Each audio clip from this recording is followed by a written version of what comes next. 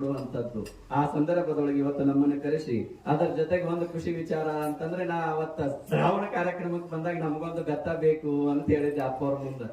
ಬಹುಶಃ ಅದ ಮುಗದ ಮೇಲ ಮರ್ತು ಬಿಟ್ಟಾರೇನೋ ಅನ್ಕೊಂಡಿದ್ದೆ. ಅದ ಜೀವನಿಗೆ ಭಕ್ತರ ಭಕ್ತಿ ಹಂಗ ಅಂತಂದ್ರೆ ಗುರುಗಳು ಕೇಳ್ಯಾರಂದ್ರೆ ಅದನ್ನ ಗುರುಗಳಿಗೆ ಮುಟ್ಟಿಸಬೇಕನ್ನುವಂತ ಸಂಕಲ್ಪ ನಮ್ಮ ಜೀವನಿಗೆ ಇವತ್ತು ಮುಟ್ಸೋದೇನೋ ಕರೆ. ಆದ್ರೆ ಅದಕ್ಕಿಂತ ಖುಷಿಯಾಗಿದ್ದೇನು ಅಂತ ಕೇಳಿದ್ರ ಅಲ್ಲಿ ರಾಮನ ಮೂರ್ತಿ ಒಂದು ಪ್ರತಿಷ್ಠಾಪನೆ ದಿವಸ ಒಂದು ಧರ್ಮದ ಬೆತ್ತವನ್ನು ನಮಗೆ ಒಪ್ಪಿಸಿದ್ರಲ್ಲ, ಇದು ಬಹಳ ದೊಡ್ಡ ಖುಷಿಯನ್ನು ಕೊಡುವಂತದ್ದು. ಯಾಕಂತಂದ್ರೆ ಯಾವಾಗಲೂ ಕೂಡ ನಮ್ಮ ಕೈಯೊಳಗಿರುವಂತ ಸಂದರ್ಭದೊಳಗೆ ನಮ್ಗೆ ಸದಾಕಾಲ ನೆನಪಿಗೆ ಬರ್ತದ. ಇದನ್ನ ಯಾರು ಕೊಟ್ಟಾರ ಅಂತಂದ್ರ ನಮ್ಮ ಜೀವನಿಗೆ ಸದ್ಭಕ್ತರು ಕೊಟ್ಟಾರ ಅನ್ನೋದು ಒಂದು ನೆನಪಿರ್ತದ.